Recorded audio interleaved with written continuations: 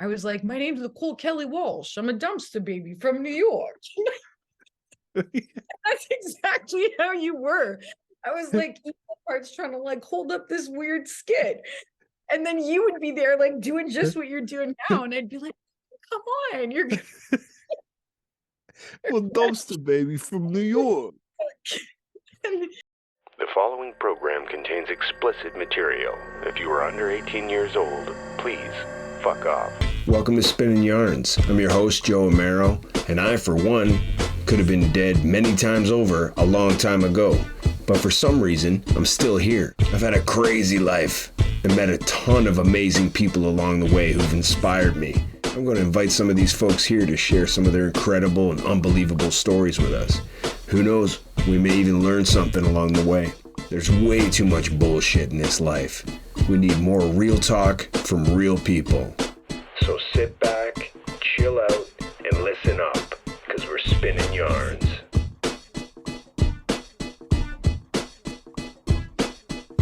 Welcome back to Spinning Yarns. I'm your host, Joe Amaro. We run Hi-Fi Umbilical Productions like a collective, and we'll put out requests for notes on projects, and got my notes back, and probably not going to follow any of them. They were like, don't wear your glasses, have to wear my glasses or have an ocular migraine and go blind. I don't have them on now just because I thought that was funny. Hopefully I don't go blind in this intro. I mentioned that I loved podcasts on the last episode and that they saved my life. I started with True Crime Garage with Nick and the Captain. That's a true crime podcast. It's the first one I got into, and pretty good. Just two dudes drinking beer, talking about serial killers, and I found that helpful on the drive to work. I have a better day when I know all of the gory details of a grisly murder before I start my job. Then I got into Morbid with Ash and Elena. Also true crime, also like spoopy ghost story stuff. Hilarious podcast. Really good, really well researched, and really well executed. I love Criminal with Phoebe Judge. Just tiny little stories, and Phoebe's voice is just so soothing, and it's so well produced. Ear Hustle, Erlon Woods and Nigel Poor, and this started in San Quentin prison, and it's like prison stories, and Erlon was a prisoner when they started it, and Nigel would come in and they'd interview prisoners and hear their stories, and then Erlon was released through one of the seasons, and they still do it, and it's really good, really insightful, really well done. I love Sex Stories with Wyo Lee. It's just like talking to people about all their kinks and different things they're into with their personal sexual escapades. And of course, Democracy Now! With Amy Goodman and Juan Gonzalez. And that's just like your true and real alternative news source. The same goes for Garth Mullins with Crackdown, reporting from the drug war. And if you're looking for a really good laugh, check out Valley Heat by Doug Duguay. It's a work of art. My guest today is Christine Star Gale, one of my oldest living and best friends. We could talk about a million things, but today we're just going to talk about one crazy trip we took down stateside to the US of A, and all the crazy shit that happened while we were there. And not even all of it. Here it is. The truth is stranger than fiction. And here's Star with some truth. This is Star. Can I say your full name? You're not in the witness protection program or anything. This is Christine Star Gale. Definitely right? not the witness protection program. This is like one of my best friends, probably my oldest living friend on the planet Earth, right here. 86. Yeah, and you came in last minute to chat with me, and thank you so much for sitting down and joining me here on this, whatever this is. It's nice to see you. Nice to see you too, man. What's new and exciting? Where in the world are you? Montreal. Right. Montreal, Quebec. Yeah, and I've always been allergic to Montreal a little bit, where I go there and then I break out in like PCP. Well, at least it's not handcuffs. Yeah. No, I never had any trouble with the law. Well, they just only as far as like, go home English. We have our own trash ear. It's like, okay. But yeah, a lot of PCP. Do you ever see Johnny Joe or Rod? They're in Montreal, right? I don't see Johnny Joe. And Rod I haven't seen for like 11 years. Like I saw him once. He he came over in like this beat up car to my apartment and took me out for a submarine sandwich. Nice. Did you go to Mr. Sub, or is there a Montreal sub franchise? We have Monsieur Submarine. out here, but he brought me to Dagwood's, I think it's called. That sounds like a good sandwich. I didn't like it. Oh, I'm sorry. I'm a big fan of Mr. Sub meatball or pizza sub circa like 1897, and they just don't make them like they used to. No, but except for in Hamilton, they do. Hamilton is a sub town. I'm telling you, there's like, you can get a $5 footlong sub in Hamilton still. It's a big sub town. Right? You can get me a $5 footlong. I will. I'll get you a fucking meatball sub proper from Mr. Sub that you'll think you're in 1997. But next month at the end of the month, I'll be there. Yeah, it's a date. You got it, man. What extra cheese, extra meatballs? Whatever you want. What do you get on it? What do you get on it? You go like, I keep it simple. I like just like the sauce, the meatballs, the cheese. Like, do you go all like? Sometimes I'll do a green pepper or black olive. It depends though. I have to really be in the mood for it. Yeah, I think you get into olives and these things, and you're really fucking up a good sandwich. I don't pickles. I would never put a pickle on a sandwich, but I like it on the side. On a meatball? On any sandwich. Like if you get I'll take a pickle on like a burger. No, I don't even like that. What kind of pickle? Like pickle, like sandwich, like bread and butter pickles. What do they put on a sandwich? Like dill pickles. I don't like those. I like Polsky Gorkies. Yeah, proper dill. Proper. Yeah. You like a Vlasic? Okay. I'm a big fan of the no-name Polsky Gorkies. Okay. And I will tell you, they're gone. Every time you go to the grocery store, the aisles are free of Polsky Gorky no-name pickles. Actually, I got some dill pickle chips right fucking here. What? Yeah. Where are they now? Vlasic, not a sponsor, but a damn good pickle. The stork, right? Could be. Yeah. Could be a sponsor. Vlasic. The pickle of. What would that ad boat look like? I don't even know. How would you tie that into the yarn spinning? I don't know. The stork comes and it's like, no, oh, thank God. It's just a pickle, It would be like, here at Yarn Spinning, it's hard work and we get hungry and nothing just refuels our engines like a Vlasic pickle. You're going to have a little code, 20% off. You get 20% off at the grocery store if you say yarn spinning at checkout. Yarn spinning, it's the code. They'd be like, what? Maeve, tell Maeve she's at checkout too. You tell them Twitchy sent you. Yeah. Holy fuck. I don't know. We did pretty good on our. This is a brand new thing I'm doing, and we did pretty good the first time out. We're killing it with Canadian women 33 to 45. So, That's awesome. I hear that's a good market though. Yeah. That's my fan base right now. I don't know. It's weird. I'm going for it though. I got all kinds of shit lined up, but I'm glad you're here. I didn't expect you to have You and uh Drake killing it, and the Canadian women from 30 sharing the same fan base as Drake. but Drake, yeah, I'm a lot. Yeah. If I'm like anyone, it's Drizzy, you know. I'm the Dill Pickle Pappy. That's what they call me at the Raptors games when I, you know.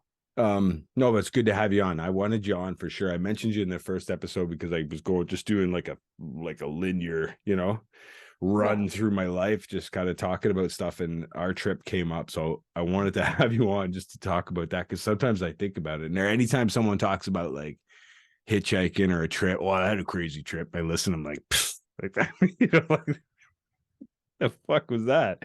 That's shit's weak, and I think about our But trip. also, half the time I never say any of those things to anybody because I'm like, nobody's gonna fucking believe me. What's the point? Like, I know, and it's such a crazy story that you can't really stop. Like you have to kind of like give the whole thing start to finish, right? And then by that time, people are like, like scared. They're like, oh, "You're my boss," yeah. like they're like, "Oh yeah, I'm at work." Anyways, you gotta smoke. Yeah, smoking here, right? um, but yeah, that's cool. I want to we'll run through that the best we can at this stage to see what we remember. We'll compare notes now. It's been 25 years. Now we'll compare notes and see what lands in the side of truth. But Has it been 20 years? oh fuck, I don't, yeah, at least 20 years. It's been at least 20, yeah. Yeah, I don't know, 21, 22. I don't know. It's like a long time ago now. You're right. I think it's 25. Yeah, I think so. Yeah. But you'd had obviously like lived some life before then, like tell us like where you're from. Where'd you grow up? I was born in London, Ontario. But I kind of grew up a little bit all over the place. I spent the best years of my childhood in British Columbia. Oh, And beautiful British Columbia. beautiful British Columbia. It was big fun. And then we moved back and lived in like rural southwestern Ontario, the Middlesex County, as they call it, and went back to London. And yeah, I ended up on the streets when I was pretty young. How young? You were really young.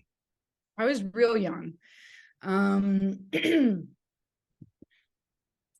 I was on and on, like sleeping in stairwells and stuff like that. Or my sister, at one point, my older sister, the courts gave her guardianship over me when she was 21, and I think I was 15. So that was fun because they were trying to figure it out. But I was really young, yeah. One of the things that I often say is like for many years I didn't realize, like I was still trying to go to high school and stuff like that, and I had no idea that you could be like a cool traveling street kid. Like that was not my experience. You thought you had to be homeless but still like do your homework. Yeah. For real. Oh, that's totally what I was doing. Well, it makes sense. You're a kid and you're like, that's yeah. you're like trying to hang on to some semblance of normality and keep it together, right? Like that would be the responsible thing to do. But I mean, it's not it's not very practical. It wasn't very practical, and I lucked out in the sense that I found a community of people that thought I was cool. I tricked them, and you tricked them. No. I tricked them.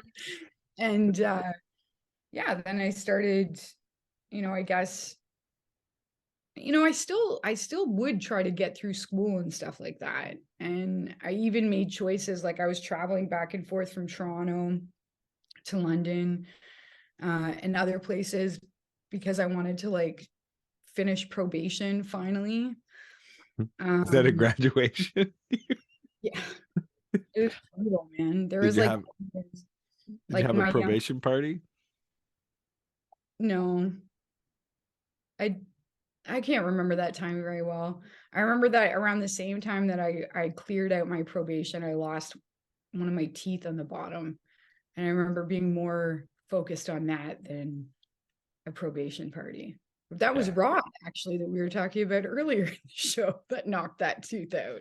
Then you must have finally been like, okay, this is not fucking real. Like, I'm not going to go to school and live in this town. You left and went to Toronto, right? And we're like Mm, full fledged. Like you weren't trying to go to school in Toronto, be homeless there now and try to be no, going to school. like 16 or 17, that kind of started to fade away. And then I went, I actually, one of the reasons why I finally was like, fuck it, was I had gotten into an art annex program at HB Beale. And I was pretty stoked on that. And then I got kicked out of school because I had no fixed address. And I know, like, in doing research and work on that now, they've really changed that, because that's pretty fucked up if you have a kid that's still trying to go to school. But that used to be on the books. If you somebody didn't have custody of you and you were under the age of 18 and you had no fixed address, you weren't allowed to go to high school. And so at that point, I was just like it was ridiculous. Yeah. My parents kicked me off welfare. I was like, dude, I'm barely ever on this shit in the first place. And then that was it. And I was like, yeah, I'm done. I'm done trying to figure this out. And so then I started traveling. And where's the first place you went? Montreal? No, I think the first, like, I'd already been spending like quite a bit of time in Toronto, on the streets of Toronto. I'd already been like there. So I think I went to Toronto. I think I moved into I think Jack and Jesse lived in that house that was in front of the 28 Oxford. And I think I ended up living there for a time. Right. That's like Yeah. like the fort days The of new the at that point it was the new fort. It wasn't okay. the old fort, but then a few years later it became the old fort. So yeah, Yeah. street in the market there. That's right before my time. Like I wasn't around then. I was still going to school like a good kid, you know? No, but I was, you know? And then I came around shortly after that. We started to go to Central Tech, and it was like an art program that was like, I was trying to keep Hal in school. So I talked him into going to this art program, which was a blessing because that's where we met Paul, right? Who's Yeah. Dynamo, and we made Hobo Banditos, and the rest is history, right? So it all worked out. But it's funny that there's a nice parable, right? About the art school. Just a couple struggling artists trying to make it in this, you know, just a couple of Vlasics trying to make it in a Dagwood world. I mean, there's something I always think about that, and I think about how hard I tried to get through high school, like how important that was to me. And I still to this day, like, I don't have any idea why, because I my know. life was absolute, like, anybody would have been like, yeah, you don't have to go to school today. Yeah. Like, you woke up in your fucking pea coat in that stairwell of the Radisson Hotel. Like, you can just, did you not get your homework done? Like, Yeah. it's okay. But I was like, no, I'm gonna do it. Like, I don't know why I tried so hard. Yeah. That was just in your head. I guess that's the training, right? That's ingrained in us. Like you're like thinking like I'm a fucking kid. Like I have to go to school or I'm gonna get in, I'm gonna get in shit. Meanwhile, it's like you're homeless. Like there's literally nobody gonna give you shit. You know? I know. And that was the other thing too. I think part of it was like I was, even when I was still trying to go to school, like I was doing drugs and I was hanging out with like a crowd of people. Like, if you were like a fuck up and a weirdo at high school and you were doing drugs with the popular kids, like that was okay. But like you couldn't be like a real fuck up and weirdo that was like homeless. Yeah. On real drugs. Yeah, that's right. Right. So I was like trying to hold it together so I could, like, I don't know, have this peer group at high school, but it was just a fucking mess. Yeah. Well, fuck them. I mean, and then what? You said you just started traveling. You just like Yeah. what was your first big trip? Was it like hopping a train or were you hitchhiking or what? Like what did you do? Hitchhiking. I Yeah. always hitchhiked. Yeah, nobody ever kicked me down a bunch of fucking money on a freight train. Right. So, um, I think my first real like big trip would have been out to Nova Scotia out to Halifax. And that was the first time I went through Montreal. I didn't spend much time in Montreal. I was like, it's fucking weird here and hard to find places to sleep. And yeah, so that was my first big trip, was out to Halifax and back. And then I just, over the years, was like, that was like a circuit, you know? Yeah. Well, it's beautiful there. And then when you got there and saw the ocean, you must have been like, Yeah. yeah. Yeah, I had my first dog then, junkyard dog, and we went running on the rocks at Peggy's Cove. And I was like, this is amazing, you know? And I have a lot of family from out there, but it was family that I didn't really know that well. And yeah, it was beautiful. Yeah. A ton of my family's from out there. Right? Yeah. And I really got hooked on that. I got hooked on traveling by myself and just my dog. That was something I got pretty hooked on. Yeah. I think when I met you, was just shortly after Junkyard Dog. I think you had the tattoo, or you were getting the tattoo, I would have. You had it already on your leg when I met you. Yeah. So we came in after Junkyard Dog. Yeah. And I think I met you the first time I met you. I think it was like we rented the top of Megan's apartment, like another apartment at that house in Little Italy, like Grace and Harbor. And I think then that was the first time I met you, where I think she rented you like a room in her basement, and it was like, this is my friend Star, and she's gonna live here. And it was like, okay. Is that the first time we met? I remember you used to tell me a different story about the first time that you ever met me, because when when me and you met the first time, like, I mean, we got along okay, but it was more me and Harry that were like, you know, because I was really a mess. Like, and I remember you being like, you were kind of standoffish, and also, anyways. But I remember you told me a story once we started to like hang out and really get to know each other, which wasn't long because, you know, it was slim pickings for people at the time. Yeah. For good people to hang out with. Yeah. It was I totally put the Toronto punk scene on blast in my inaugural episode. And like, could come back and apologize. Like, there's some great bands. Like, I love Armed and Hammered to this day. Fantastic band. Random Killing, you know, but like, the rest of it can, you know, fuck right off. Like, it was some bunch of fucking goofs for real, you know, like just lame scene, lame people, like shitty, like in all the little, you know, segregated scenes with the little posty punks, they all sucked. And then like the shitty punks are like, yo, we wear jogging pants because it's easier to fight. It's like, what the fuck, man? Like, get the fuck away from me, all of you, you know? Yeah. Yeah. Or like, anyways, yeah, there's lots of stuff that I could say about that, because I think that there was a lot of harm that was done, you know, just being kids that were younger, and the generation gap can seem so huge, you know, and there was a lot of harm that was done because a lot of us were struggling with drug use, and there was just this hypocrisy that was often like held up with like brute violence. Yeah. And like stuff, like, I don't know why that doesn't. Yeah, they went to war with drug users and centered them out, and fucking like, we're horrible to them. Like, you know, if you did these drugs, you know, if you, like, it's like I sniff coke, so I'm better than a crackhead kind of mentality. Like, and just like, you know, if you huff glue, you're a piece of shit. Like, it was there's like Nazis about shit. It was fucking weird. And they also, like, you've seen a lot of talk about preying on vulnerable people, like a lot of chicken hawking going on with these older dudes in that scene. It was just like disgusting, that you never want to be associated with ever, you know? And so fuck them, you know, like, the guilty will catch offense. I don't have to name names, you know? No, like, I fuck think them. One of the things that like I realized, like, you know, I made my own choices and stuff like that, but a lot of the, like, I was really harsh. I was harsh when I was on the streets, and some of the people I was the harshest to were young women like myself that were also out there, because I wanted people to know that, like, I couldn't be fucked with, and I wanted people to know that I wasn't prey. And it was a lot of like mimicking this like misogynistic bullshit in that scene that I look back on now and I'm like, well, that was fucked up. Like, could you imagine some like poor kid coming out to just be like, oh, I just want to see what it's like, and I'm there like, you're not for here, you don't like, that's awful. Well, it's a big crazy world. Too bad. Then you might have, you know, inadvertently saved somebody's life, because they probably weren't for there, you know, like, in the long run. So, But I fuck it. That was just your own survival tactics kicking in. You were just trying to like live.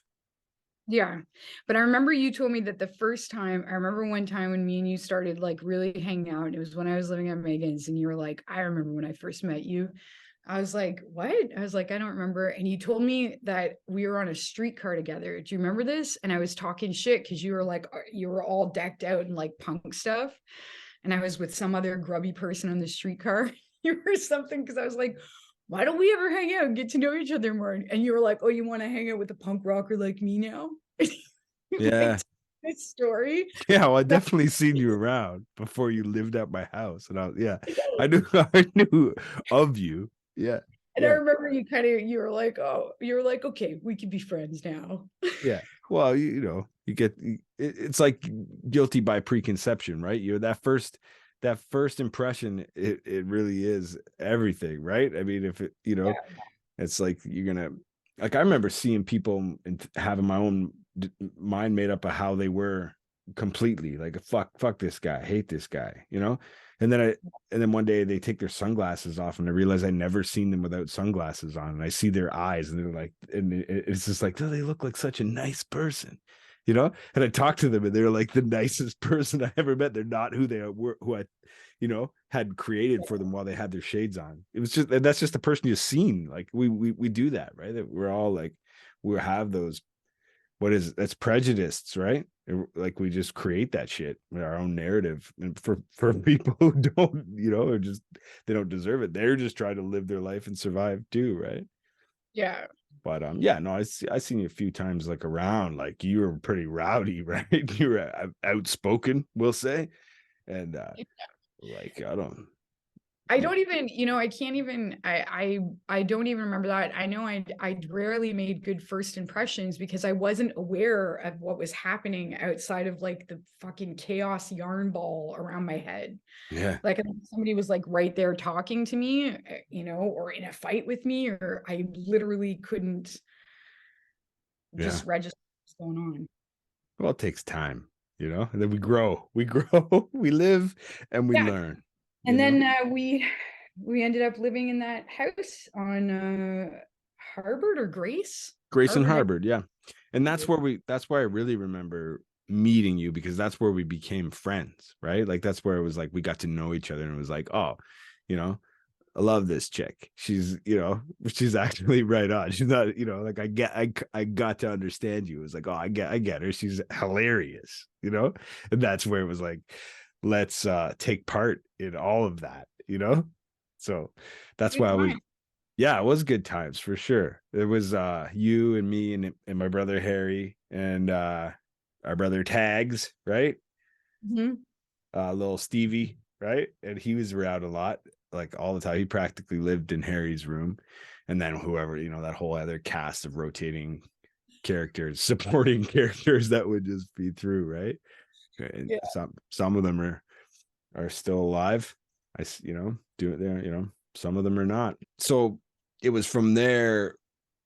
I know there was like drugs. There's so much drugs. And that's when, heroin came into my world, and that was the catalyst to take off. That's why I wanted to go on the trip. And I remember you were of the same mind. Like you were wired up pretty good to heroin then, and you're like, let's get the fuck out of here. Like that's what we need to just get far away from here. Let's just fucking go, and that's what we did when we hit the road.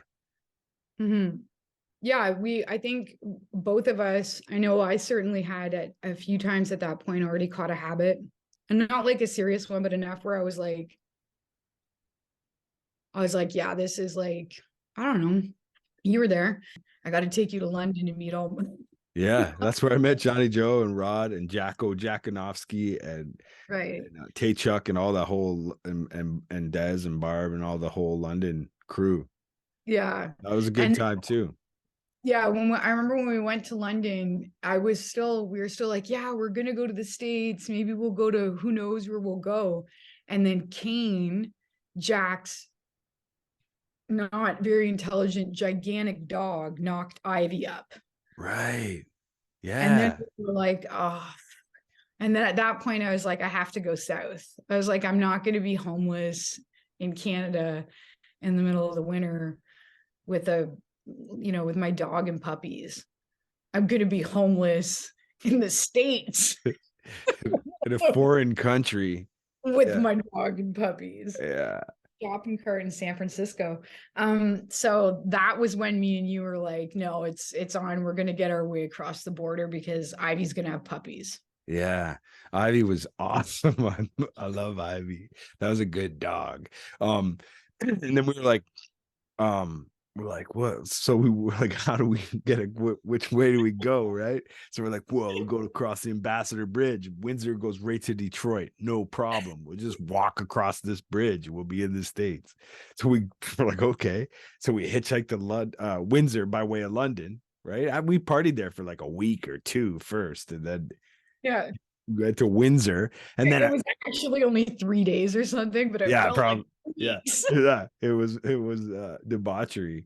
Yeah. But I remember when we got to Windsor, then we went to some bar and you had Ivy. So everything right away was like, okay, well, we can't do anything that won't allow a dog, right? It was like, well, There was that, but I think also there was my warrants. Yeah. You had Those guys warrants, getting away. dog with no papers, and no problem. We went to this bar, we're panning, and then some dude was like, you can bring your dog in here, it's cool, remember this guy that he started buying us drinks. We were like, hey, this is all right. And then it was like fucking freezing, right? It was like November, snowing, Windsor. And then he was like invited us home, and he's like, you can come have something to eat and just crash and hit the road in the morning, because it was late. And then we were probably drunk by that point because he was feeding us drinks. And then we went to his place, and everything was pretty cool. It was a nice place. It was normal. Everything, we weren't scared or anything until he pulled out the package of love letters that he had written to his girlfriend, and they were all tear stained. And remember, that was the truck driver that almost pushed us over the cliff. no, that was him too, but this guy did it too. He ate all these pills. Remember, he's like, you want some of these pills? He's drinking red wine, and he's reading these letters and crying. It was a theme on that trip. That happened a lot, but that's where it started. And we were just like, holy fuck, dude. I just remember his apartment. I remember his apartment being like something like, I don't know, like what Al Bundy's apartment looked like before he got married. Like, I remember I was just like, what the fuck? This place is like. I remember house plants. I thought it was a cool little setup. Maybe I remember it differently. The only thing that stood out was this weird box of letters that he wanted to read to these strange kids from Toronto. But we got the fuck out of there in the morning. He drank himself to sleep and had a cry, and he was having a hard time, whatever. And then we got the fuck out of there, and then we're downtown Windsor, like, okay, now we're gonna find out right away, after breakfast, that you can't just walk across this bridge. That's not a thing. It's not like. Best thing too is like, I'd love to be able to be like, we were only 12, but we were like 20-year-old like drunks. Yeah, like I think I was like 18. I'm 45 now. No, you must have been 19, because I turned 20 in California, I think. Okay, well, 18, 19, 20. Yeah. We weren't 12, that's for sure. Well, and we were drunk. I say that too because I remember like the kind of like this weird, which was another theme of the trip, like this childhood like optimism, like it'll just work out. Like I remember fucking stupidity. It was pure stupidity. We're sitting there looking at the river. Do you remember this drinking? And we were like, what do you think? Like a dinghy? Like it seems like a fucking comedy sketch. We're talking about making a raft. We could make something and just float over there, like no problem. We're gonna make a raft, like. But then we're like panhandling downtown Windsor, and we meet this woman, and she buys us like a bunch of gloves and toques and all this gear and all this cool stuff and food, and she was just like was really generous, and then came back and was like chatting with us, and found we told her we were trying to go across the border to get into the States, and she's like, I can take you there, why don't you come home, have some dinner, everybody wants to give you the full package, right? Come home and have some dinner. I'll read you these letters from my ex-lover. Give you some pills. No, she just wanted to wash our clothes, but she washed my pants and they fell apart in her washing machine. And then her sister came home. She was a mail carrier and her sister was a cop, right? And they lived with their mom, both of them. Yeah, or some like it was some military thing, because that's the ID that I use, the fake ID I use to get across the border. She was a cop. Now hold on a second here. Did we already have all that like shitty like stem and seed weed that we were traveling with, or did they give it to us? No, I don't remember. I don't think we got, maybe the guy the night before gave it to us. Because we crossed the border with that. Well, it wasn't her. And so it must have been him. In that big home bum pickle bag that we had. Yeah. Yeah. The military. the old Vlasic duffel. Yeah. But I also remember like, what the fuck like were we thinking, that we were just like oh shucks, didn't forgot that we had all this shitty weed in a bag. I've got like my pit bull. Yeah, fuck it. Pregnant pit bull and a bag of weed. And then we go to, she goes to drive us across the border at night after dinner. And makes me put makeup on, and push my hair back. Yeah. And then Ivy's is like under my feet in the back seat under a blanket. And I got the bag of weed beside me. And we go through and she's like, don't worry about it. Just be cool. And she's just military ID or whatever. Yeah. And then she just mentioned some fucking like football game or a basketball game or some bullshit that we're going over for, like, go, Storks or whoever. I don't even know what the fuck it was. And they were like, yeah. The border guard was like, yeah. Then we just waved us through. We drove through. And then she dropped us off. We're like downtown Detroit. She's like, all right, have a safe trip.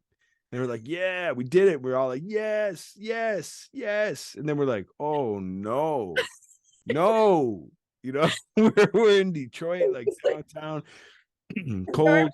There is a prop, like I don't know if you ever go to any of the parks, like the provincial parks, and you'll go in and like there's like a perfectly prop fox sitting there playing with a turtle that's crossing. We go to Detroit and there's a dude sitting there in front of the theater. We go through that moment and he looks at us and he's like, you shouldn't be here. Yeah. I was like, are you a prop? Yeah. We're like, what the fuck? I remember like Fiona Apple was playing. I remember that until you wrote that. Yeah, there was a Fiona Apple concert going on downtown. Everything else was on fire, like they're boarded up. And there was like one street that looked like a little market, kind of with some patios, like bars and shit. And then all of a sudden this cab rips up and we're trying to go around to the party store. We're trying to change our money. We had some Canadian money they laid on us. Before the cab ripped up, it was the guy that was selling T-shirts out in front of that theater. Do you remember? That was the guy that was like, "What are you doing here?" He's like, "You guys gotta get out of here." Even the Fiona Apple T-shirt bootlegger knew we had to get the fuck out of Detroit. Yeah. But that cabbie rips right up, and like I remember he screeched right up beside us, and I was like, "Oh fuck!" Like it was scary. Like, what is this? And he's like, "Hey, hey!" Like, well, yeah. He's like, "What the fuck are y'all doing down here?" I'm like, "I'm sorry. What the fuck are you doing?" I'm like, "You need to be at Trumbull and Willis." Yeah, like, what are those words? Well, we're just trying to change our money. We're looking for a party store. He's like, "You ain't going to no fucking party store." He's like, "Get in the fucking cab." We're like, "Okay." We jump in the cab and he's like, "I don't know what to fucking tell you." He's like, "But you're gonna die. You're gonna die down here tonight." We're like, "What?" He's like, like you're not going to the party store. You're not going nowhere. You're going to Trumbull and Willis. There's some white kids who live there, got funny hair, and maybe they'll take care of you. I don't know what to tell you. Yeah. We're like, what the fuck? So he drives us to Trumbull and Willis, and it's just like, yeah, it's just like abandoned factories and shit. And then this house was like Paper Street and Fight Club, right? It was just like this house. It was like, what is this? Tiger Stadium. Yeah. And the fucking cabbie's gone. So we're like, okay. We knock on the door. We don't hear anything. So we knock again. And then the light turns on and we hear a baby start crying. We're like, oh fuck, what are we doing? And the guy rips the door open and he's like, what the fuck? What do you want? And we're like, oh, we're sorry, man. Some cabbie brought us here, told us we need to come to Trumbull and Willis because there was like white kids with funny hair who put us up. We thought it was like a squad or something. We're really sorry, man. He's like, a squad? This is my fucking house. You just woke my baby up. What the fuck, man? We're like, we're really sorry. We're not from here. We're sorry. A dude just brought us here. We're completely sorry. And he's like, I'm just fucking with you. This is the Trumbull and Willis Anarchist Collective. You're more than welcome here. Hold on a second. We're like, okay.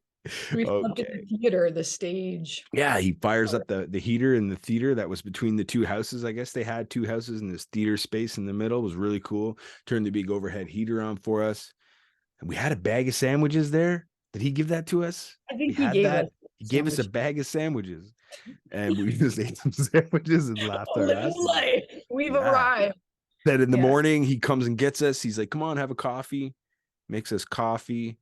And starts showing us all these pictures of his trip to Africa. And it turns out you knew some people in common with him, like in Toronto from the ARA or some shit, which is like anti-racist action group that was going on back then. And he was nice as shit. And he's like, you don't want to stick around Detroit. He's like, there's nothing here. He's like, with Aaron. I don't know. But I just remember the pictures of the African trip. And then he drove us to Money Exchange. And he's like, and then, that was it. And then we hit the road out of Detroit. And he's like, he mentioned something about the ICP. He's like, you don't want to hang out here, man. There's nothing here unless you like, like clowns that make it. It's like, what? Then we're like, no, we're good. We're going, we're going south. Where were we going? Were we going to New Orleans or were we going to California? I can't remember.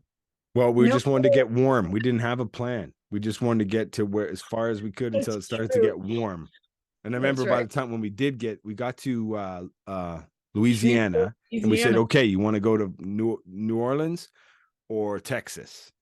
And then I was like, well, fuck, the Butthole Surfers are from Texas. We got to go to Austin and check that out. I thought that would be cool. So that was like the coin flip, right?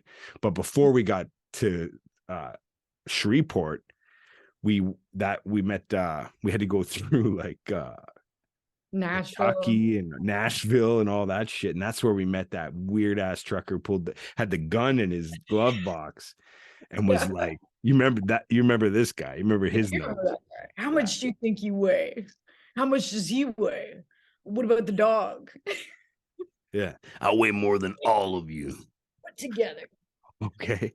And then he's like, open that glove box. You open it and there's like a fucking 45 Magnum sitting in there. Like, whoa. He's like, whoa, excuse me. Gets a legal pad out from underneath it. And he's like, read that out loud. And it's like, right away, it's like, I think I said, like, I think this might be like, of a personal nature. This might be. So it was like, dear whore, I know you fucked my neighbor. That's why I cut his face. So every time he looks in the mirror, he remembers me and that you're a whore. And it was like, holy fuck.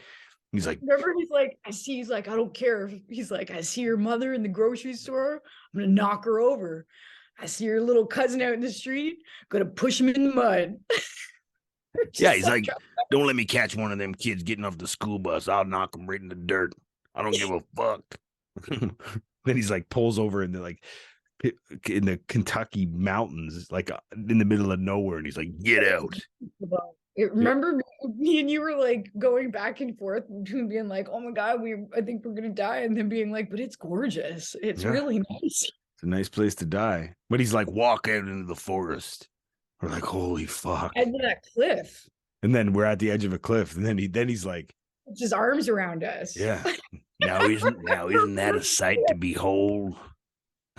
Don't that make you forget all your troubles? Like, yeah. It's really nice, man. It's beautiful.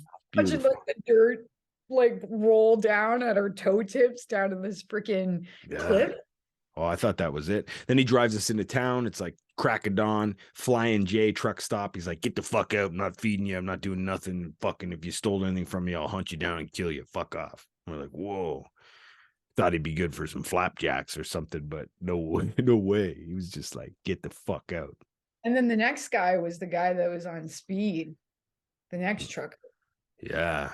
The He was toothpicks. convinced, wouldn't stop. Tell me about how Ivy could be a fighting dog. And I was like, no, she can't. She literally can't be a fighting dog.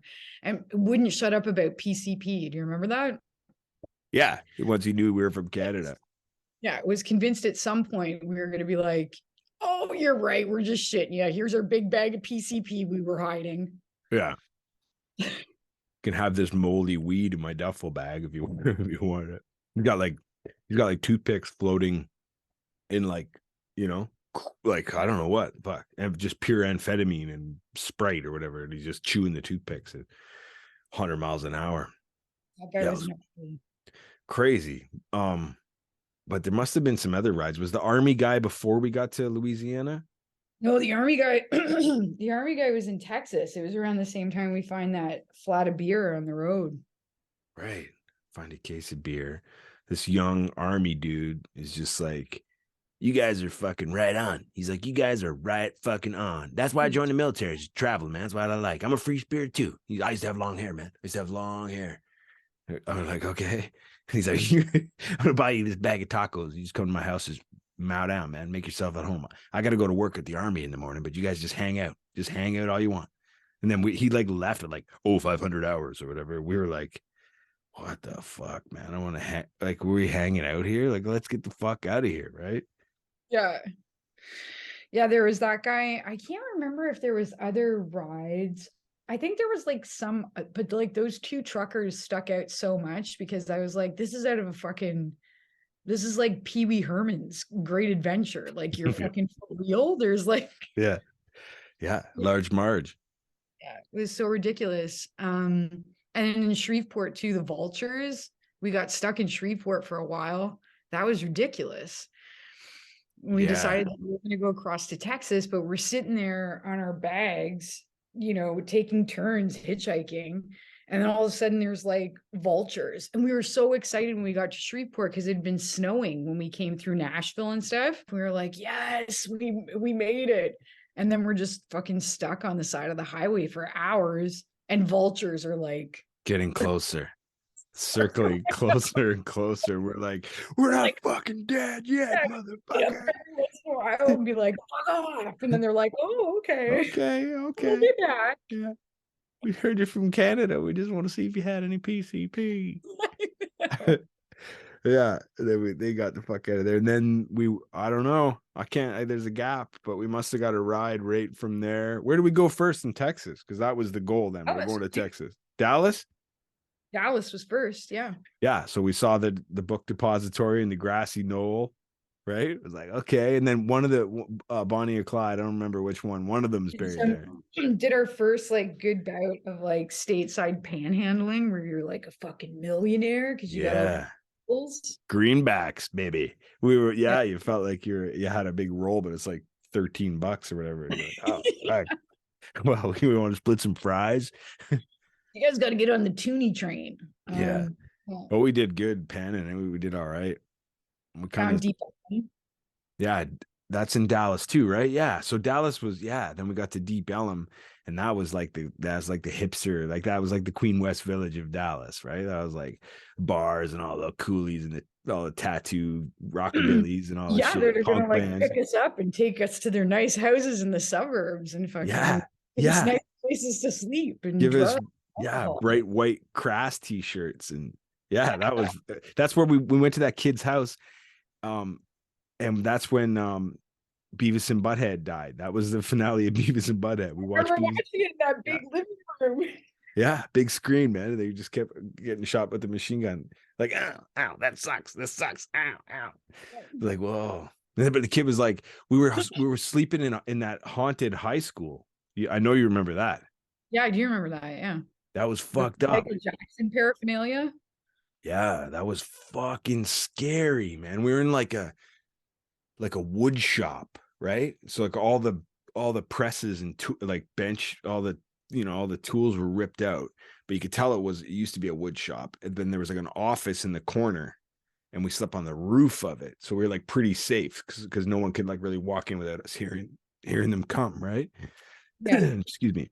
And then I just remember seeing people walking around in there, and it was like, but you're not hearing anything, and you couldn't walk across it without making noise because it was just full of shit, right? Debris, and That was the other thing. That was the thing that made it so creepy. Is it literally looked like one day people were at school and then they were like closing it up, and there was yeah, like books and like school, like probably fucking because like it clothes. It was fucking weird. yeah, it was probably contaminated with like, asbestos or something, or, we shouldn't have been in there. But I remember being in the stalls of the washroom and someone coming in and kicking. I was in the end stall because it was like the half decent, cleanest toilet, to take a shit in. And then someone coming in, booting all the other stalls in. And I was like coming down the line towards me. And I'm like, holy fuck, but I'm like mid, like bowel movement, So it was like, just like shitting. You can't, like, you're stuck. It was like, fuck. And then it was like, it came to my stall and nothing happened because there was no one there because it was a fucking poltergeist, It was like, holy fuck. That And was then fucking. That the was kid, it. There's some things I don't know if I want to talk about on the podcast, but I do remember it was one of the skills that I did have was I could drink most people under the table. Do you remember that? yeah, yeah, for sure. Yeah, that kid was like loaded and we were all loaded. And he's like, you guys can stay at my house, but you have to drive my car. And I was like, okay. And then I was like, we have to go to our squat and get our stuff. And I crashed his car. Like I'm driving his car all through downtown Dallas. I'm like, hey, Star, look, I'm driving this guy's car. No, I remember laying in the back seat because I thought I was going to be sick. And I remember you were like going into on the freeway in the overpass, like out of Dallas because they were in the suburbs. And you were like fully hanging over between the car. You were like, no, look, though, I'm driving the car. And I was like, drive the fucking car. Stop looking at me. So stupid. That was after crashing it into the wall at the high school. I mean, like, are you sober enough to drive now, dude? And he was like, no. So I was like, okay. But, obviously we don't fucking condone that. But I mean, these are things that happen when you're ripping and roaring. And we got to his house and it was just like, he was just like this suburban kid and gave us all these clean punk shirts. We just ate all the food and drank Yeah. all the beer. And then we're on our way. In Dallas, we went from to San Antonio first or Austin. I have to look at a map, but I think it was Austin because we split up in San Antonio, didn't we? Or just after that? Just after, yeah. So we went to Austin, and that was like we're walking. We got busted. We're trying to sleep like behind this parking lot, and the cop gave us all this shit about urban camping. You don't fuck around. You can't sleep down here. I'm like, whatever. And we're walking down to the Butthole Surfer's house. We found it and went there, and the kid was like, you can stay here. They're not here, but you can stay here if you wash the dishes. And we're like, no, we're not gonna fucking stay here and wash the dishes. We thought we could meet the Butthole Surfers. We're not gonna wash, like, who the fuck are you? I wasn't even gonna wash their dishes. Never mind you. So we just fucked off and hit the drag, and then that's where we met that. We had a bag of bagels, somebody like a garbage bag full of bagels, right? Yeah. And then we met the kid. He was like trying to hustle people with a miniature pool table on the sidewalk. And then so we're like, hey, start up a conversation with him, playing pool. And then you see his ear. He had like an ear gauge, like a gauger, right? Like one of the big hole, like ear stretcher in his earlobe that had been ripped out.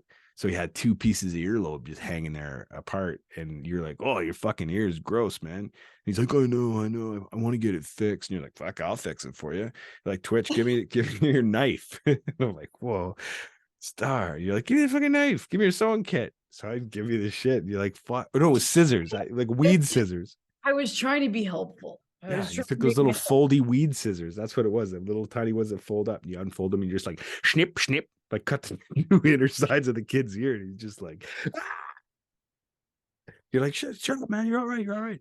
And then you fucking thread up a needle with dental floss and stick it in his ear and then pull it through once. And he's like, oh, and you're like, shut up. You're all right. And you go to put it back and you're like, oh, nah, it's not going to work, man.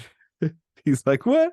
It was like blood. I remember the blood was like filling the little pockets of the little pool table. It was just like dripping down his neck. I don't know, like what why was he just not like, get the fuck away from I me? I don't I don't know.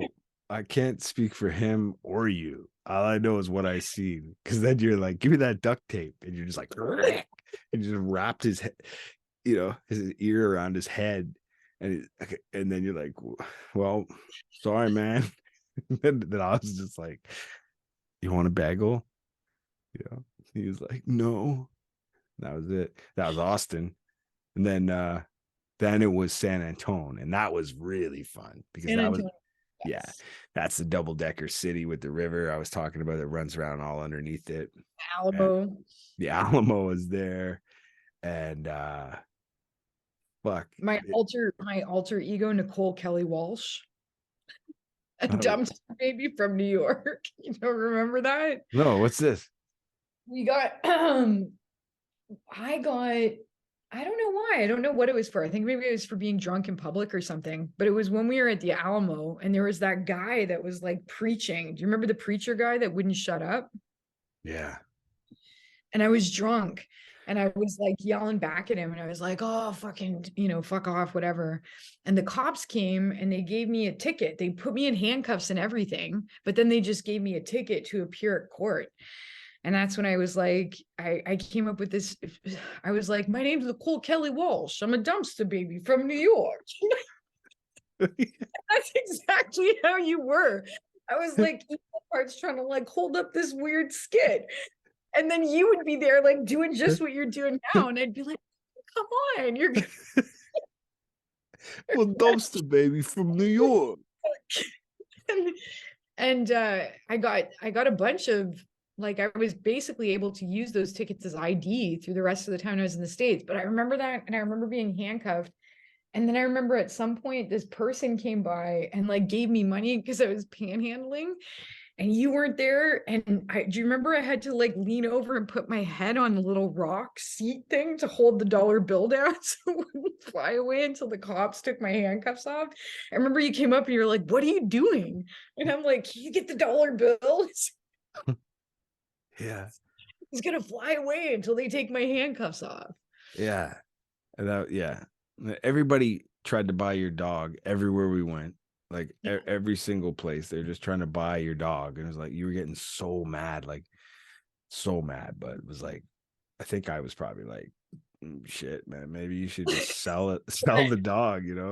I That's don't when know. you got your dog. You got your dog in San Antonio. Right, bunch of kids in that squat. We had like a corner office. We were squatting at this office building downtown San Antonio, and these kids were in there. They came along. No, those kids weren't there. Do you remember they were sleeping in some shit place? Do you remember that? And we were like, they're like, well, where are you guys staying? And we're Well, like, the well, fucking Taj Mahal. You know, yeah, we brought him over, but then they're partying and they're fucking abusing this dog, this little mini collie dog. They're like fucking throwing bottles at it and like putting cigarettes at it, and like I took the dog on my lap and was like, "Fuck you guys, don't fuck around." Like, because remember that. that's how it went down. It was like, don't fucking fuck with this dog, or you're gonna fuck with me. Like, you're not I gonna thought watch. we saw kids that were treating it bad one day, and we were like, whose fucking dog is that? And then it turned out that it was Angel's dog. No, it was And right in the moment. That guy was like, "Yeah, take that dog. I'm a slacker. I will only fucking kill that dog. You can have it." I was like, "Oh, great, thanks." So then I had this abused dog that was like, like totally traumatized with me, and then that's why we had to split up, because we were two people with two dogs. Your dog was not getting less pregnant. It was like, fuck. And then that's when we split up, and then that's when it got even weirder, because then it was like everything dawned on me then when I was alone, like, oh, this isn't cool at all. And then I got scared. Like, all that crazy shit was like, at least we were together. You had a friend, right? Even when we thought that trucker was gonna shoot us in the Kentucky mountains, like, I was like, well, I wasn't as scared as I was at the side of the road remember when we that. I split remember up. us looking at each other across this like, Yeah, 6 foot wide guy being like, what the fuck? I'll never forget that. yeah, Beautiful though. yeah. It You wasn't. It's a nice spot. He knows. nice. Glad I got to see it. Yeah. Yeah. Holy fuck. Then That But Angel, do you remember Angel? Remember him with his teeth? No, that was the guy who owned the dog. He was like, I just remember he was, I don't, he's a piece of shit with a fucking dog who was abusing his dog. So here's how the yarn spins different ways. What I remember is we were hanging out with a group of people that talked him up like crazy. And they were like, oh, Angel, he's this big crazy guy. And they had the dog and they were treating it shit. And then another night, like the next night or something, he came around and he drank with us. And me and you and him got along good that night. And it was fine. Jib was there. And he was the one that was telling us all the stuff where he's like, people try to say I'm a wetback. I'm a scratch Billy. I crawled right underneath the fence. Do you remember this? Yeah. And then he's like, he was missing his teeth. And we were like, wanted to ask him, and people had talked him up and made him to be this like big. So we were like, so like Angel, what? And all night he kept being like, oh, I don't want to tell that story. I don't want to get into it. And then finally he's like, okay. He's like, so one time I was in New Mexico. It was really hot outside. And I went in the 7-Eleven to get a freezy, and I just passed out right on the floor and knocked my teeth out. Paramedics said it was heat exhaustion. Could have happened to anyone. Yeah. What? It's pretty anticlimactic. Yeah, you think it's some crazy like pistol whip. Crazy, all night. We were like, come on, tell us. Like, how'd you lose your? Oh no, I can't tell it. Don't want to tell that story. And I didn't hydrate properly. I know. He was like, paramedics said it was heat exhaustion. And then after that, after he told the story, he was like, you had Jib on your lap. And we were telling him, we were like, this dog is not being treated well. And he was like, you should keep that dog. Okay. I'll buy that for a nickel.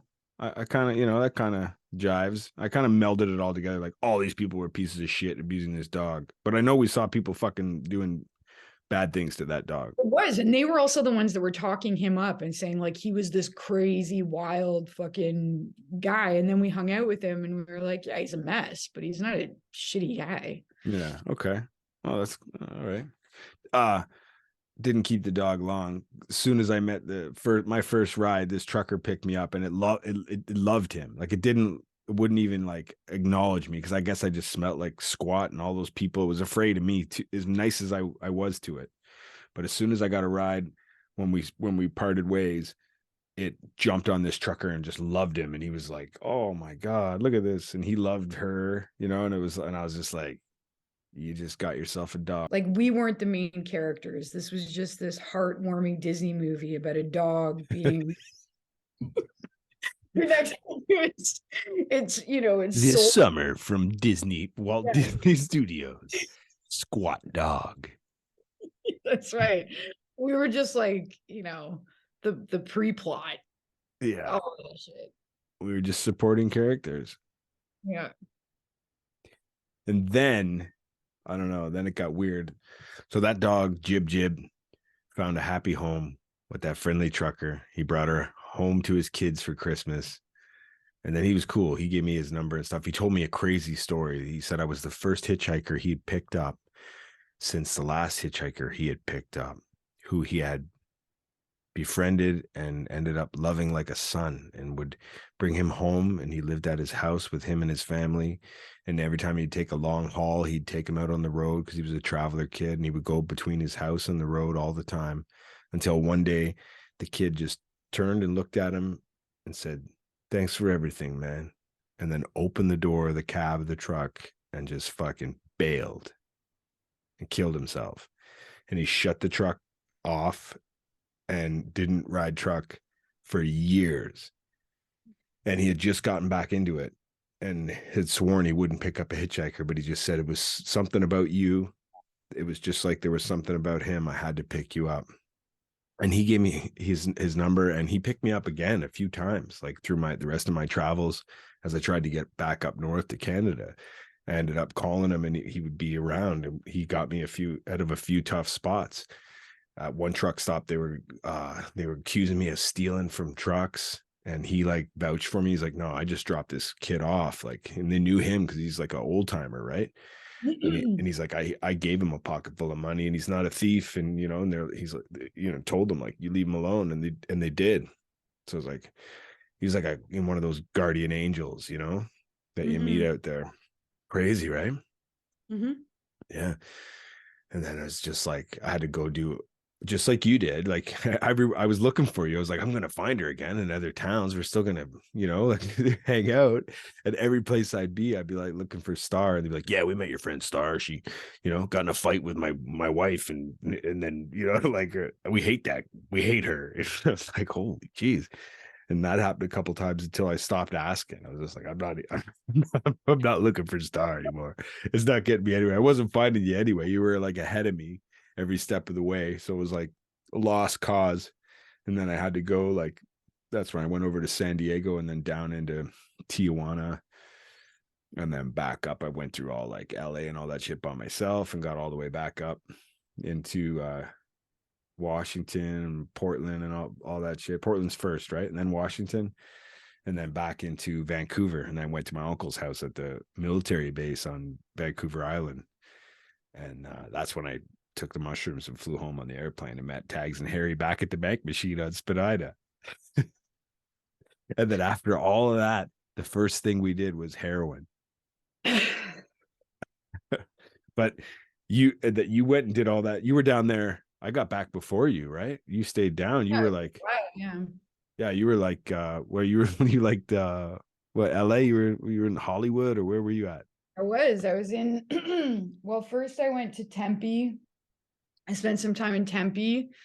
Saw who ended up being your good friend too, Lance there, and spent some time with Lance in Tempe, and then, kept moving along and ended up in, where did I end up? Santa Barbara. I lived in Santa Barbara for a while on TV Hill with Bob Hope. That was fun. That's where Ivy had her puppies. On TV Hill. Rest in peace, Lance Romance.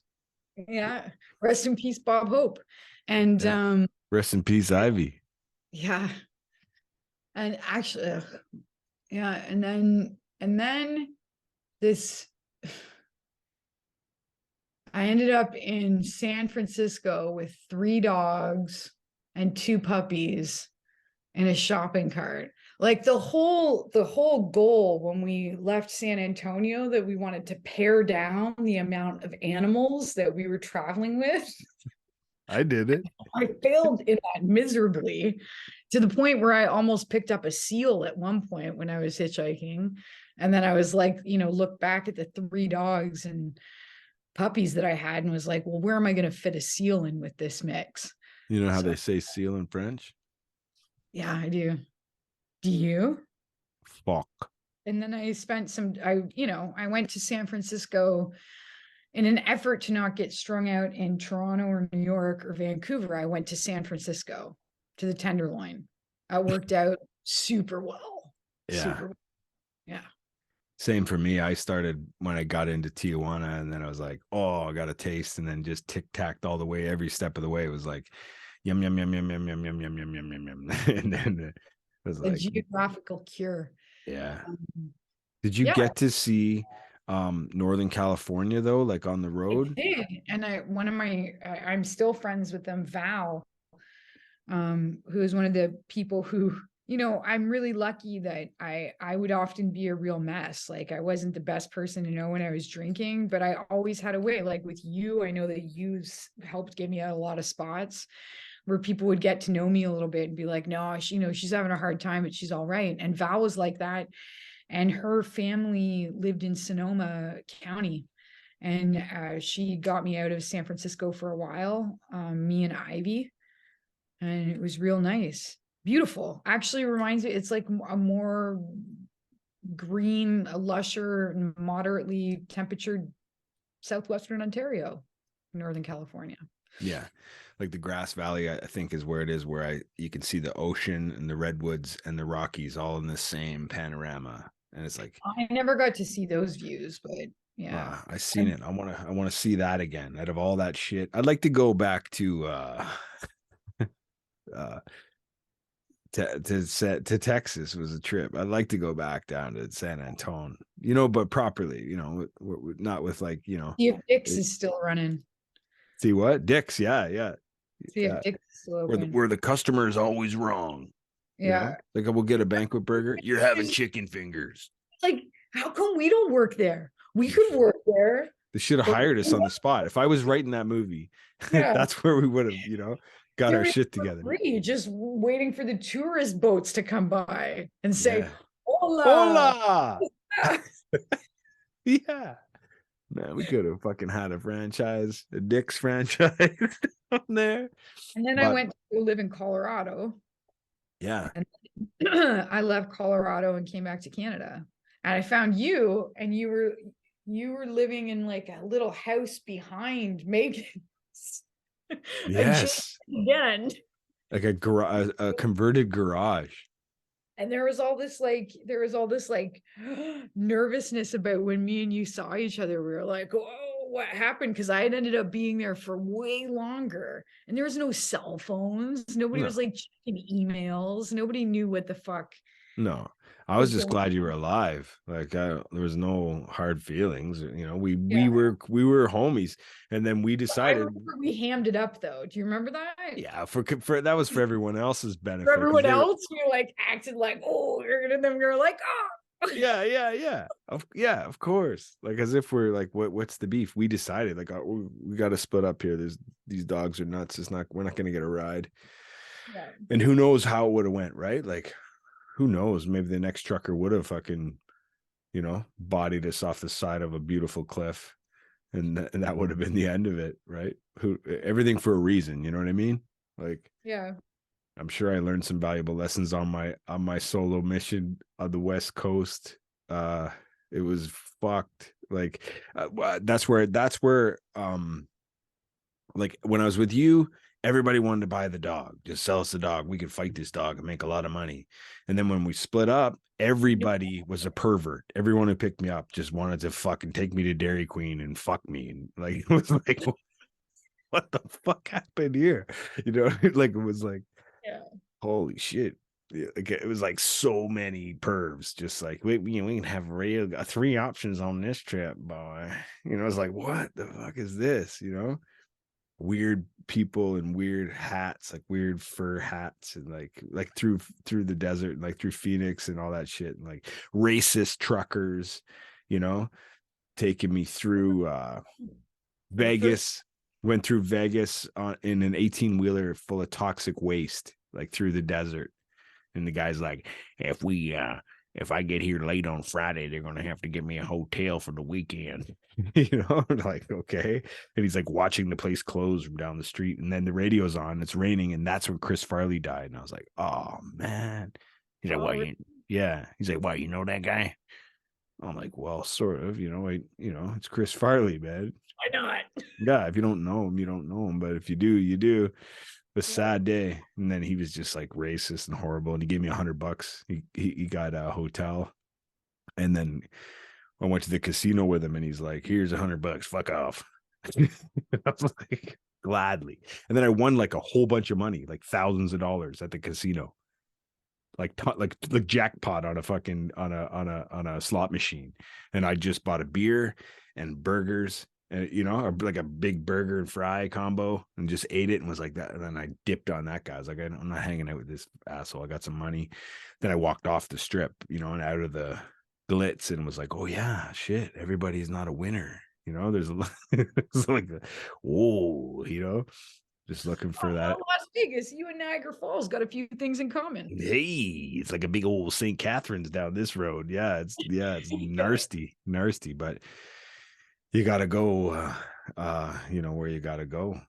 And, tic tac up. And then the army base was crazy too. I stayed there, and my feet were so bad from that trip. Like in the middle of that trip, like I had to get a book at the library to see what the highways look like. Cause it's like a spider web coming out of Phoenix, right? It's like all the overpasses, every highway in all of the states is like flowing into LA.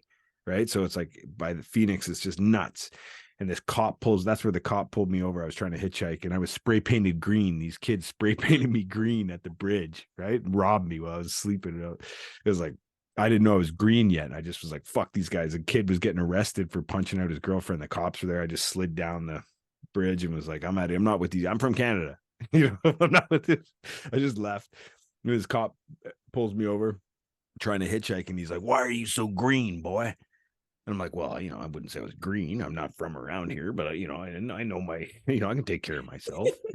He's like, no, why are you so fucking green? And I'm like, I actually take offense to that. I'm a little, I'm quite seasoned. I've been all through, I went to, a lot of dangerous neighborhoods, and I'm just fine. And Everywhere, man. he grabs me and brings me over to his motorcycle, like state trooper, right? They got their hand on their gun, like 7 feet tall, like pushes my head down to the mirror in the motorcycle. I'm like, my whole beard and my face is like green. And I'm just like, I start laughing because I'm like, just at the sight of it, like, and it was a surprise, right? It was like, whoa. And I said, well, it ain't easy, and he's just like, he's like, here's what you're gonna do. He starts writing me a citation. And I'm like, okay, let me stop you right there. What if he's like, you're going to get into a residential area and get off this highway. Cause he drags me to the other side of the bridge. And there's a giant billboard that says state prison within 3 miles. Do not pick up hitchhikers. I'm like, oh, that's why everybody was throwing pop bottles at me and honking and shit. Okay. He's like, you're going to get into a residential area and you're not going to hitchhike. And I'm like, what if I crumpled up this citation? Like, would you take me to jail and like actually feed me? Like, and I could lay down on a bed? And he's just looking at me like, what? I'm like, if I crumple that up as a warning, then would I be arrested and you'd have to take me and feed me? He's like, I would not advise you to crumple that citation up, son. And he's like, you're going to get over that fence and get into that residential area. And it's like a giant fence with like razor wire, I crawl it and slice my wrist open on the fence and fall into this like ditch. I crawl out of a ditch, and there's these 2 kids playing at the end of this road. It's like a dead end road that goes to the highway. And I just crawl up out of the ditch, and I'm all green and bleeding. And they're like, the kid like screamed. He was like, ah! They ran away. Then I just fucking booted her all around town. Because every drop-in center I went to, they said, oh yeah, you can go to this place. They'll give you a bus ticket home. Operation Go Home. Operation Go Home. So I'm just like, jumping from shelter to shelter, and they're like, no, you gotta go, they do it over here now, and my fucking feet are so bad because I just walked through the desert, right? Because I walked forever until I saw like the yellow light, and it was like, oh, and it was Waffle House, and I was like, yes. But they're like, you got to go to this place, you got to go to this place. Then these other old home bums beat me up and like broke my ribs and shit. I went to try and like sleep there, and they stole coins I had in my harmonica and shit. I was like, fuck, I would have gave you that shit, guys. Like, what the fuck is, well, how corrupt can you be? But I guess you're a deranged homeless man sleeping under a bridge in a hobo jungle, right? Like that's my choice, right? I could have went somewhere else, but I don't blame them. But it's just, it's like excuses and reasons, right? It's choices. But my feet were bleeding so bad on the bottom of my feet that it was coming out of the top of my docks. Like, it was, when I'd step down, it would squirt blood out of the top of my boots. And it was like, oh, I was afraid to look, right? And I get to the final place, and they're like, yes, we have Operation Go Home. I can print you a Greyhound ticket right here at the counter. Where did you say you were from? And I was like, oh my God, Toronto, Ontario, Canada. And they're like, oh, sorry, we don't do Canada. And I was like, oh, Detroit, Michigan. And they're like, do you have any ID that says you're from Detroit? I was like, I don't have any ID that says I'm from anywhere. And they're like, sorry, here, we can give you a bag lunch and a city bus ticket. Have a nice day. And I was like, oh. That's when I went to the library, got the map, fucking got across and got out of there, because you have to like run across all these highways and shit. It was nuts. So I was on that kind of trip. It was like, I was totally solo. I didn't trust anybody. I got beat up by old men who I liked because they reminded me of my grandpa. So I was conflicted, I was like not trusting anybody. It was like perverts and like, violent home bums. I was like, I'm not talking to nobody. And then I got sick asking about where you were. Everybody seemed to hate you. You were on some kind of, some kind of tour, some Viking tour of pillaging their villages, but they weren't having it. And then I was like, yeah, got to Hollywood, jumped out of the truck and was all excited. And there's like 2 dudes like shooting dice. They're like, what? And I was like, nothing. like Buddy the Elf or something, And then saw a guy went to There's Hollywood. got a lot of Titanic memorabilia around here. That's what I remember about Hollywood. I just saw a guy take a shit in Hollywood, was like, whoa, gross. And then I just wanted to get the fuck out. I want out. I want out. I got it up as quick as I could, and then like back home to Canada. And the first person I met when I got back to Canada down at the bus station in Vancouver, pervert, tries to pick me up, and I was like, "Fuck off, man! I'm not, you know." Like I just ate out of that garbage can. Like how fucked up are you? Like that, you're like a chicken hawk. Tasting. Yeah, well, it's a crazy world out there, kids. But I always think about that trip. The first trucker that I got after I left San Antonio, I got in his, cab, and he was like, "Where are you from?" And I had Ivy with me, and I was like, "Well, I'm from Canada." And he was like, "No, you're not." He's like, "Well, like, you can just tell me where you're from." And I was like, "Oh, I am from Canada." But, go in the truck for a while, and he's trying to get my real story out of me. And then at one point, we're driving through New Mexico, and there's tumbleweed.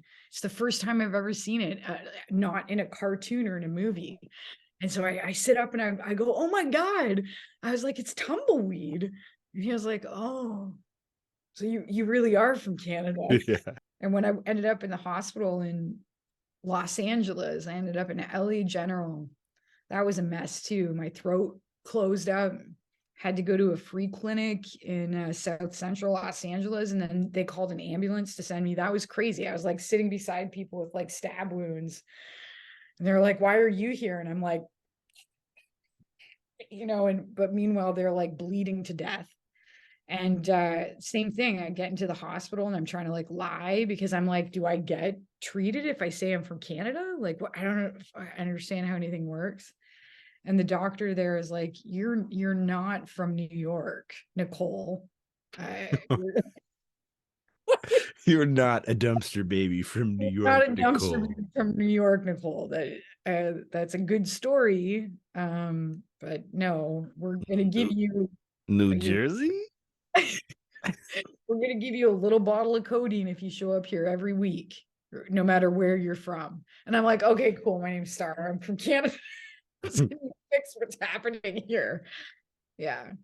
It was a weird thing to be in this weird identity, I don't know, place. The only place that you feel like you are who you are is when I was with people that I knew from Canada, from traveling like that didn't, everybody was all over the place then. Yeah. And now when you think about it, like, I'm glad I did it, because it was like quite the experience. But like, you have a kid. I have kids now. 20 in a couple months. Yeah. See, he was the same age. Imagine him there. You can't, right? No, he argued with me about doing the dishes after I made pulled pork in the slow cooker tonight. Yeah.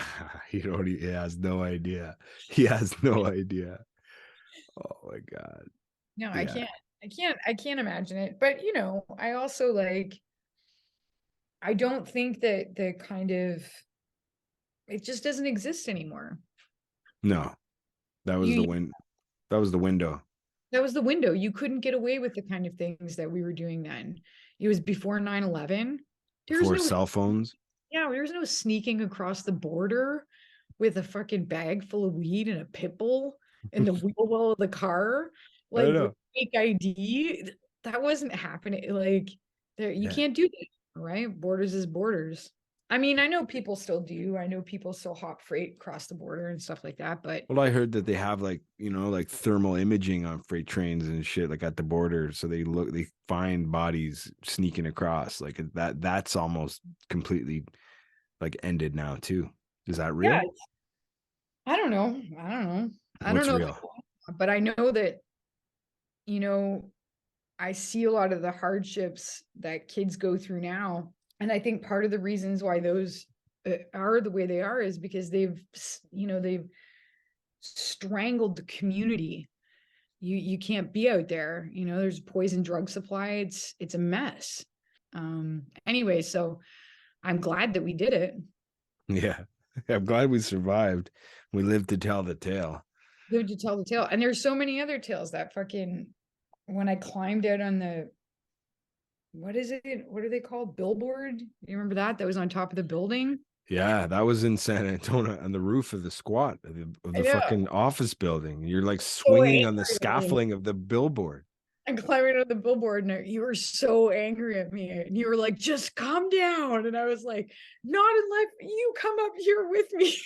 You were so angry at me. I did though. You did. You did. To get you down, I crawled up and had a swing with you. There, we swang over the edge. Now, can we get down and not die? I have to say, in those days, when we did that trip to the States, like you were paying it forward because like we're not going to get into that today, but there was many other times in Canada afterwards where I was the straight man in those situations with you. Yeah, But you yeah. were paying it forward in the States. That was that was my karmic debt. I was a late bloomer. Yeah, so I had credit. I was building credit, working on my credit. And it put me in a situation, years later and stuff where I was like, I have to. There was a fucking building, do you know where you're? And I'm like, you don't understand. There's a billboard in San Antonio. It's a long story. I gotta help this guy out. It's the seagull's dead. First of all, you're overreacting. Oh my God. You stab one guy in the face with a dead seagull. And doesn't matter what. It's like, you fuck one sheep. You can build all the churches you want. You think they'll remember you? But you fuck one sheep. Yeah. If you could fight any celebrity or historical figure, living or dead, who would it be? Oh, I don't know. Just fight. I guess today I'd pick Molly Shannon. No, you really? You I hate her? think it'd be good. Oh no. I just, it would be an opportunity to be near her. You can make a lot of money from these celebrity boxing matches today. I mean, I think that it would be a fair fight.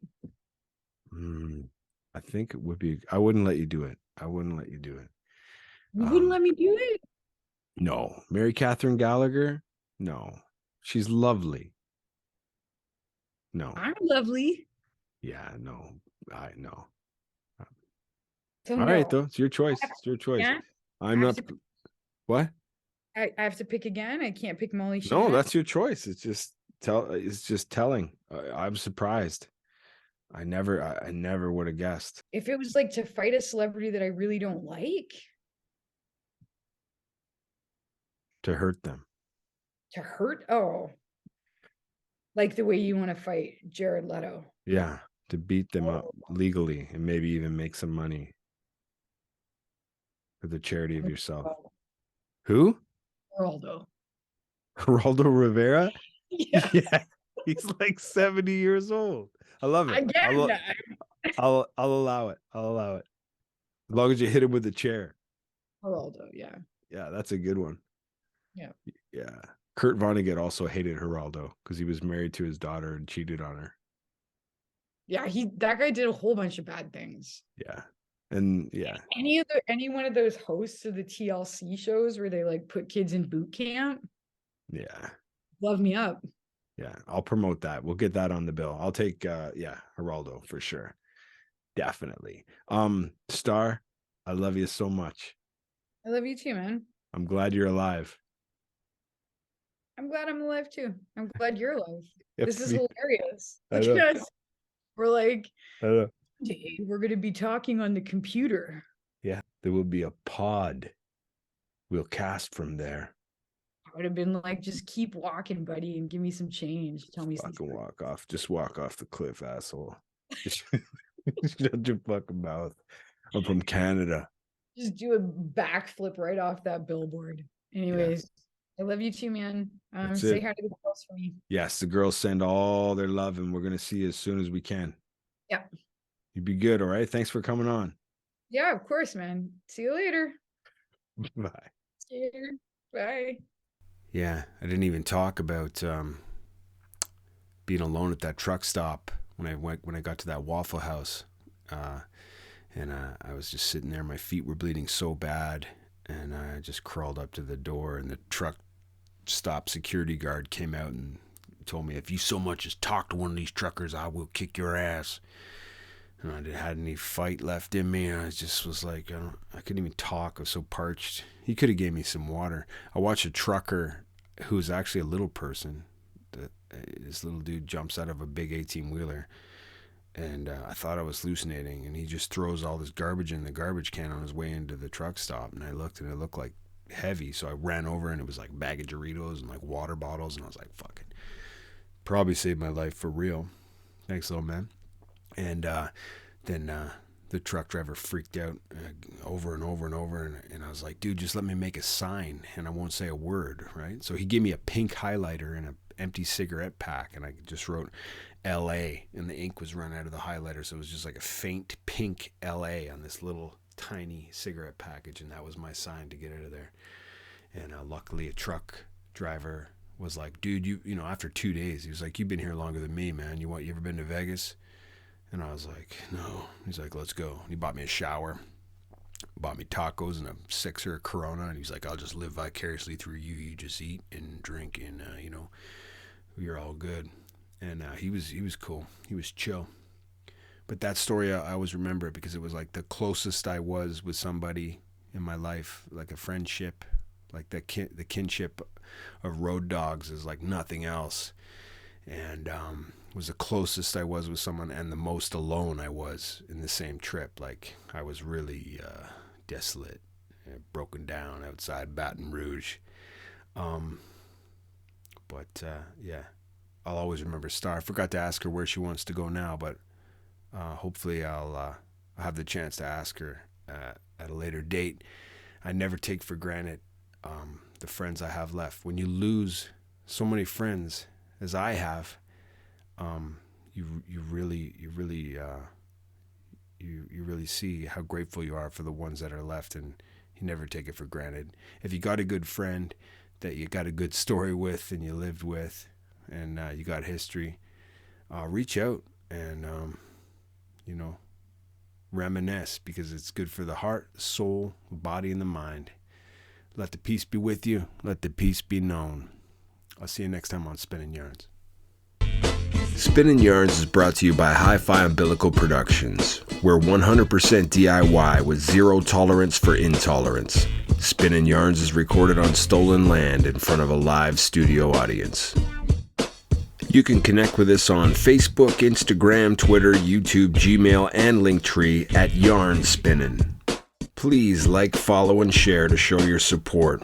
We're building this together. Spinning Yarns is available on Spotify, Apple Podcasts, and everywhere else you kids go for podcasts these days. Check out our Patreon if you'd like to help out the show, and you can always find us on the web at our landing site, joeamaro.com. If you'd like to be a guest on the show, reach out. Let's shoot the shit. We're just spinning yarns, connecting with respect and respecting the connections.